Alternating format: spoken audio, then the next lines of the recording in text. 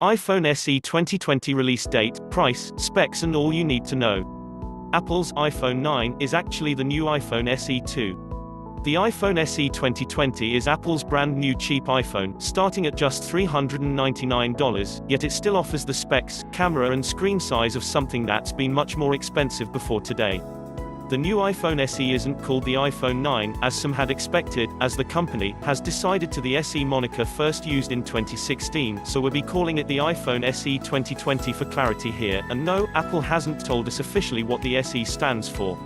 It essentially replaces and improves on the iPhone 8, which is now discontinued, and Apple's product page redirects to a splashy notice about the iPhone SE 2020, while maintaining the same price point as the original iPhone SE.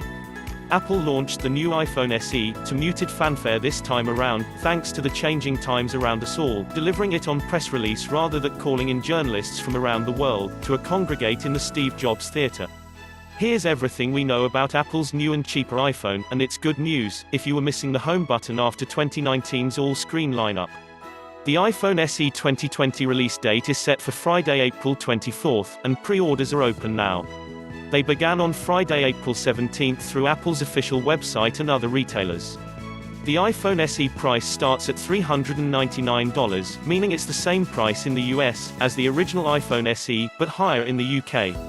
The base model comes with 64GB of storage, with 128GB and 256GB models also available for a higher price. In the US, Apple is offering the new iPhone SE at $16.62 per month through its financing plan, or, if you have something like the iPhone 8 to trade in, just $9.54 per mo or $229. If you are upgrading from the original iPhone SE or iPhone 6, you'll only get $30 toward the full price of the device. If you're familiar with the design of the iPhone 8 and the iPhone 7, iPhone 6s, and iPhone 6, come to think of it, then you already know what the new iPhone SE looks like.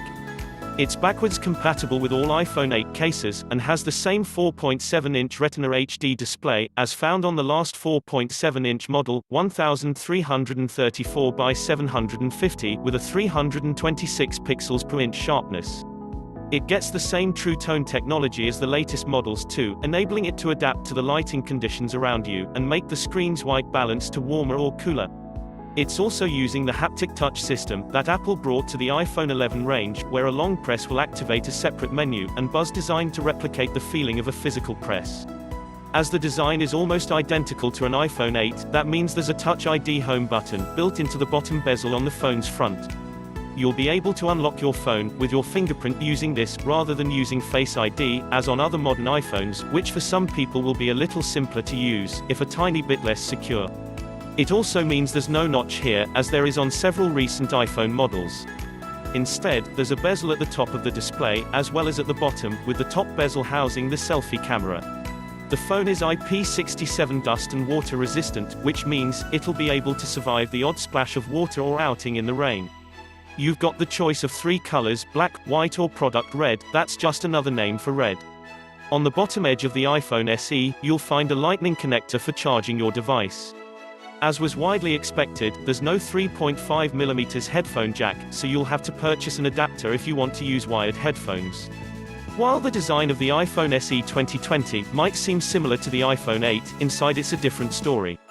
Where the iPhone 8 used the A11 Bionic chipset, the new iPhone SE packs the same A13 Bionic engine that powers the iPhone 11 range. That's a pretty big improvement for the new iPhone SE. Apple says it's up to 40% faster than the iPhone 8, and more than twice as fast as the iPhone SE 2016, that it's replacing in name. It allows the speed under the finger to be improved in a range of ways. Faster snapping between apps is a given, although we've not tried the phone yet ourselves to confirm this, and things like video editing on your device, and computational photography are now possible. What's interesting is that Apple is stating that the iPhone SE's battery life will be the same as that of the iPhone 8, despite the A13 chip being more efficient in terms of power. That means you should expect up to 12 hours of internet use, or, as we noted in our iPhone 8 review, it'll last just about a day on a single charge. You'll be able to buy a separate iPhone fast charger to power up your new iPhone SE more quickly, so if you go for one with 18W of power or more, you'll be able to get topped up in less time than using the standard USB to Lightning plug that comes in the box. Oh, and you'll be able to charge the new iPhone SE wirelessly with a Qi charger too. For storage, as mentioned, your options are 64GB, 128GB, or 256GB, and there's no micro SD support for expanding that, so make your decision wisely.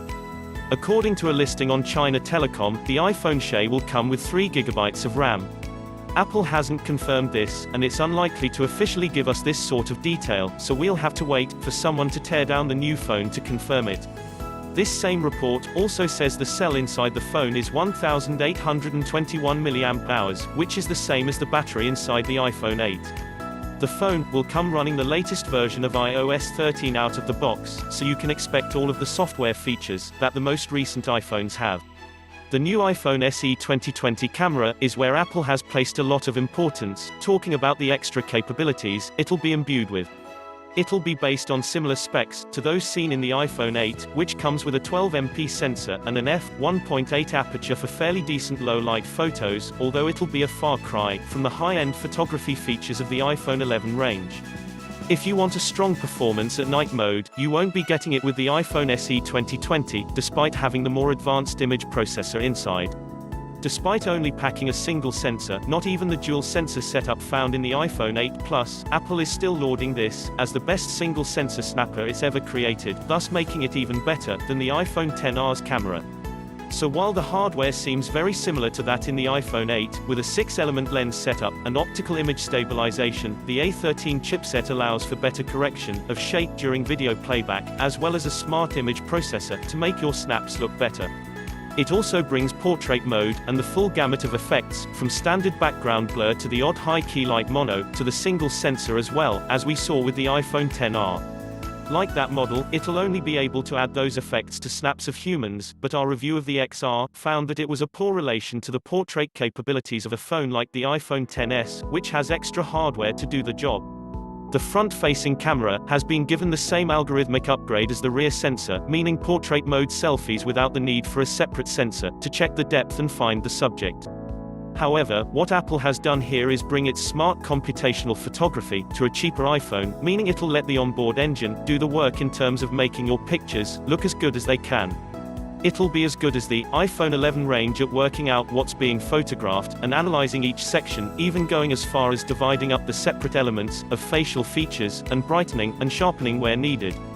It'll, theoretically, be able to combine a range of exposures to create a clear, bright image with very low shutter lag under the finger and be able to shoot high-end 4K video at 60 frames per second too. With extended dynamic range, video recording is given greater power too, allowing highlights and shadows to be improved and enhanced with a basic movie, all features that Apple is hoping will make this an incredibly powerful stills and video recorder for a much lower price.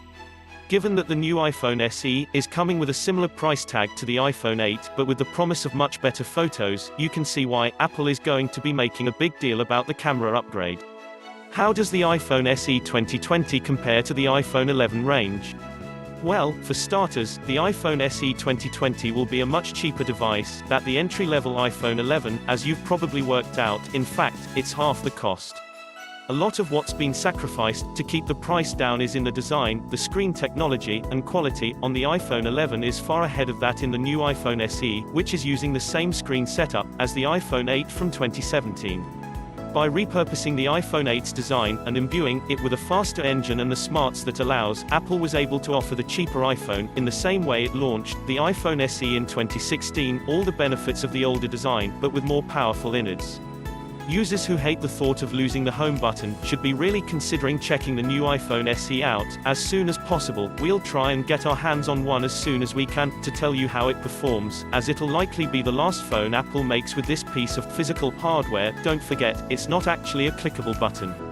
It'll be the phone many tell their parents to buy, as it'll last at least 3 cycles of new iOS launches, if not more, so stay tuned to see just how well it fares. Thanks for watching. Please subscribe for more upcoming videos.